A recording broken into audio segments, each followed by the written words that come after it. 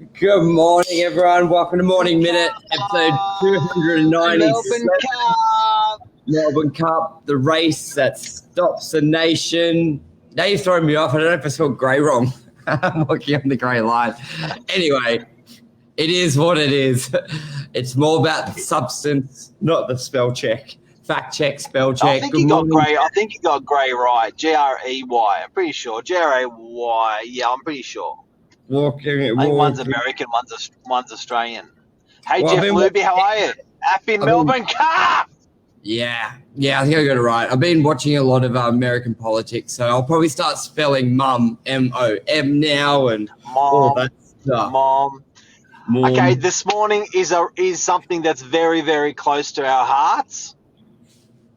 Yes. And it's walking the grey line. What the hell does that mean? How can you apply it to success? And why is it such a successful ethos to have? Yes. And I think the big thing that we've always said is consistency. The grass isn't always greener on the other side. So maybe let's talk about it in relation to careers, relationships, and go from there. So careers, talk us through, because I know you've been an adamant talker of this ever since. I swear the most successful people in my world that I know are very, very good at walking the grey line. It is very hard to do. Not many people can do it, and the fruits are absolutely incredible if you can walk the grey line. And so we see that with, as you said, some of our most successful clients, property owners, career people. They're basically just doing the same thing over and over again. Family people. So they're not swapping out their wives every 5 years. They're not swapping out their children. They're not swapping out their properties. They're not swapping out their careers. They're not swapping out their industries. They are sticking to what they know, and they are walking the grey line. There are massive fruits. Now we got a lot of agents on, and let's go through a good example of that with real estate agents. So what we tend to find is an agent, when things are going tough or you're going through basically a rut, their first thought and act is it's the officer's fault, and life would be so much better at another office. The grass is so green. And then they change. Nothing changes, or they may do a little bit better initially because they've got the new energy within themselves, but then they go back through that other rut, they change again. Like, there is nothing worse than when you see an agent in a 5-year career have 3 agencies, 3 offices, and you're just like, man, what are you doing? Like, it's tragic. It's absolutely tragic. And same with marriages. You see a person that's married a couple of times. Look, I get it. Sometimes you just don't nail it in the first marriage. But when you see people do it 3 or 4 times, you're like, man, life's really beautiful. You know what I mean? Like, living in one city is beautiful. You get to weave a network, in society, in the fabric of society. You have friends, you have families, you have careers, where something is. There is a beautiful thing, guys and girls, in working with what you've got and sticking to what you know. And it's just so common. Like, another example is my oldest daughter, who's 22, year 9, year 10. She wanted to leave that year because she was having some, there was a bit of bullying and stuff going on. And I said to her, look, you're going to get this at work. You're going to get this in life. You're going to get this in another school. Work with what you've got. Yeah. Make it happen. Walk the grey line and just get through it. Break through that glass ceiling. And she did. So, a year later, she was loving it again. But, it's one of those things where we could have taught her to jump out, and then when it gets too hot, just jump out and jump in, and then you're doing that your whole life. And it's about having that accountability and working on yourself. Like, when it comes to school, if you looked at kids who weren't popular at one school, changed to another school, they're just not popular. You rarely see someone who's unpopular go to being the star. It's because you got to work on yourself. And if you run from challenges or any adversity, it breaks you. You've got two options. You sort of curl up in the fetal position, or you get up and keep moving forward. So the exact same thing relates to a career as well. You go through good times, bad times, but if you keep running from it, changing, people underestimate how much damage changing does as well, the momentum, but also to yourself. Obviously, there are real examples and real reasons why you may make a shift, which is okay. But I reckon 80% of the people who make changes, first of all, they're blaming other people and they've done nothing wrong. Look in the mirror. Look in the mirror. Have a good look in the mirror at yourself and say, right, because at the end of the day, it's really hard to change people. Yes. But it's much easier to change yourself. Exactly right. What's that saying? Like you can't control someone's reaction, but you can't control someone's action, but you can control your reaction. So, and that's got to set in. And I think a lot of people who are very successful in their jobs and careers, with their headline of today's show, walking the grey line. To a lot of people, it may sound boring. When you hear someone's worked in the one job or career for 30 years, you're like, fuck. One, that must be boring. Like, how do you do it, sort of thing. But that's the tough thing. You're having the excitement of changing, because let's face it, as much as it can also be shit, it is exciting. New people, new career, changing it up, new atmosphere, new local cafe to go to, new gym, all that stuff. But what's it doing to yourself? Absolutely. Look, a good friend of mine, gentleman called Mr. Santos Severino, runs reception centres on the northern beaches. A dear friend of mine. I talked to him for half an hour on Sunday. It was his 70th birthday, and happy birthday. We're going to see him today at Manly Pavilion. We're going to see him there. It's going to be great. But, this is a guy, 70 years, and I said, and he is stuck to the same core business. He has stuck to the same core business for over 50 years. For 50 years, he has been looking after people. Hey, Anmal, very true. When something is broken, you fix it, don't replace it.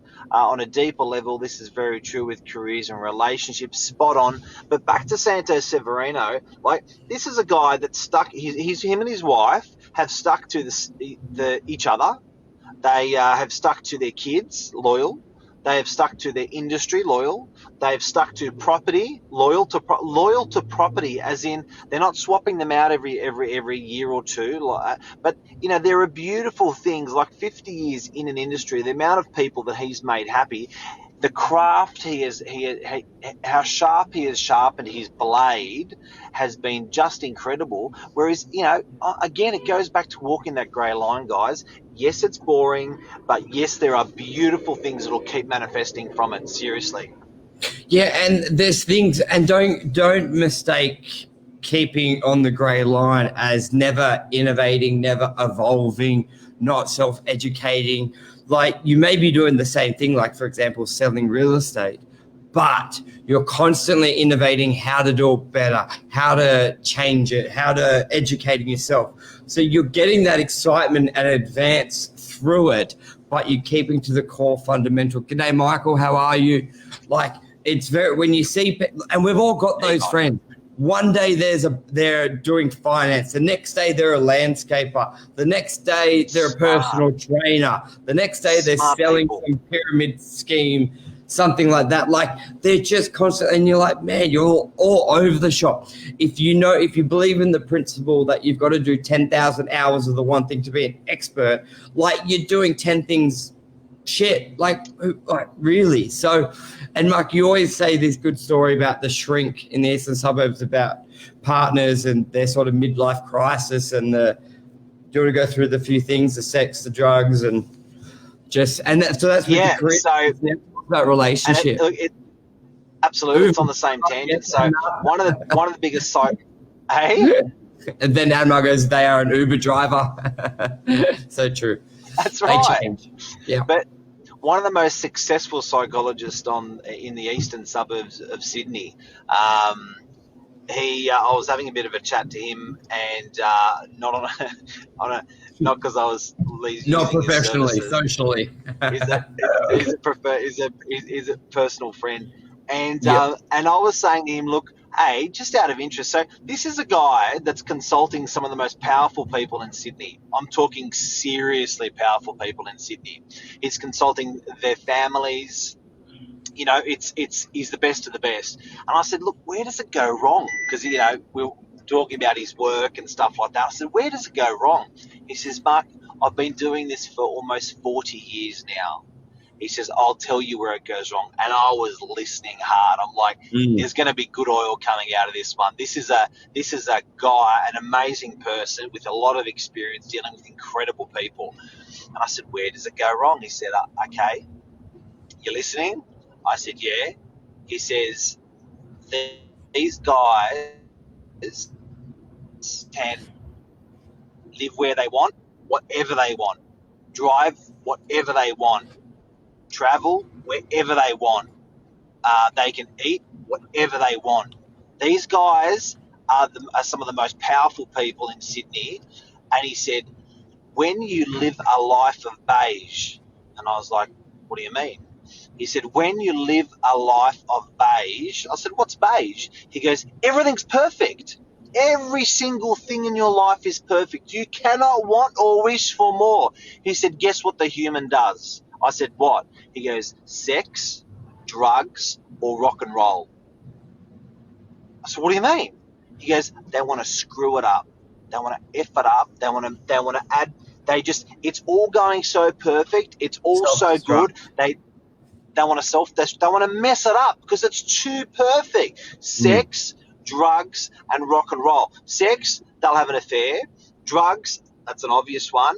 Rock and roll, they'll start partying, getting out there, going crazy, which then goes back to the drugs and sex. So it does. And he said the reality is that that's what people. Goes back to what we're saying now. Walking that grey line is really, really hard. When you've got everything going good at work, you sort of want to take it up a notch, another level. Don't screw it up and mess it up. Yeah, and even for the average Joe who don't have it all, but they've got and it applies to them as well, where things are great and they just change it or they just dance, they get off the grey line.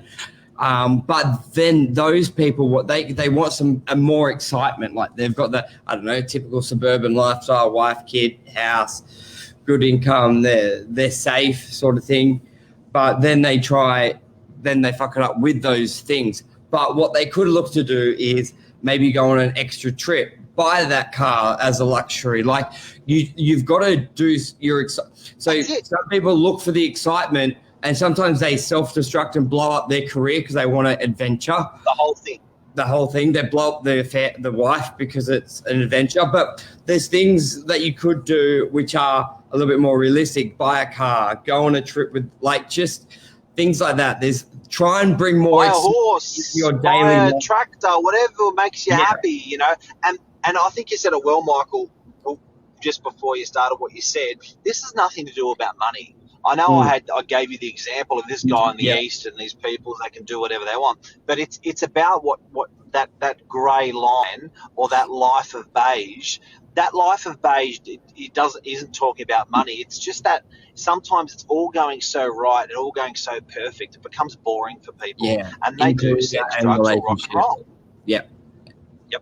Well, that's a wrap with Dr. Phil here. Have you looked at any of the tips for the Melbourne Cup? No favourites. I haven't looked at anything actually. Melbourne Cup tips. No, I haven't. I don't know. You don't really tips out there, guys? No, any tips? Give us some tips, guys. Get some comments in there. Yeah. Anmol, Michael, give us some tips. I haven't. Who are you betting for? Who are you betting for today? Yeah, who will win Melbourne Cup? When experts reveal their tips. Damien Tiger Moth, what a name. Good to love the horse names. Very elegant Russian Camelo. Anyway, We'll see. Whoever they Russian tip Camelot. doesn't win anyway. Whoever they tip doesn't win I'm going anyway. Russian Camelot. That's a cool name. Yeah. Alrighty, everyone. We'll be back tomorrow morning, 7:45 a.m. Boom. And sharing. That was a bit of a Novak secret today. Very close to our hearts. How we roll. Hope it helped people out there with property. How do you relate it back to property? One, it's how we built our business. Two, it's I would say it's probably out of all of our landlords, Michael, the takeaway nugget. It's probably the number one secret to our most successful investors that we look after. Yeah. The favorite Admiral, everyone, that Russian one keeps coming up. A few people pick them. I'll put a link in here. This is one of them. Who's the favorite though? I'd have to check Sportsbet. Sportsbet. You sound like a pro, man. Yeah. The real favourites, what the betting odds are, nothing else. Oh shit. Hang on. Sportsbet Melbourne Cup. One, okay. And the favourite for today is, if you don't know, the favourite for Melbourne Cup. It's good. And you know what? What a great day it is as well. Look at the blue skies. Wow. Anthony Van Dyck, $9.50, I believe. Let me have a quick. That's high odds. Let me just skim through the odds, make sure it's high. $8. Is that the horse? Is that the horse's name or the jockey? Yeah. Horse. Surprise Baby. How good's that one? $8. Tiger Moth, $6.50. Yeah, they're your favorites. Tiger Moth. I like Surprise Baby. How good's that? Whoop, you're pregnant. But the number one's who? What's it? Anthony Van Dyck. Tiger Moth. Is that the favourite? Nah, Tiger Moth. Tiger Moth's the favourite. What do you reckon? And rate cut or hold? I predicted hold, but I didn't really look at it. Oh, I reckon rate cut. There's been so much talk about it, so much noise about it. I can't see why not. And you know what? If they're going to give us a Christmas present because of COVID, it's going to be this. I was about to say that would be the one before this would be it, wouldn't it? It's the last one. This is the last rate cut for probably, I think, 3 months now. I don't think they meet in December. I don't think they meet in January. They may meet in February. I think it's actually March they come back. So it's the last rate cut. It's going to hold us for 3 months probably. All righty. That's a wrap, guys. Admiral reckons cut. See you, man. Take care. Thanks, Admiral. Thanks, everyone. Cheers. Love ya. Boy. Bye.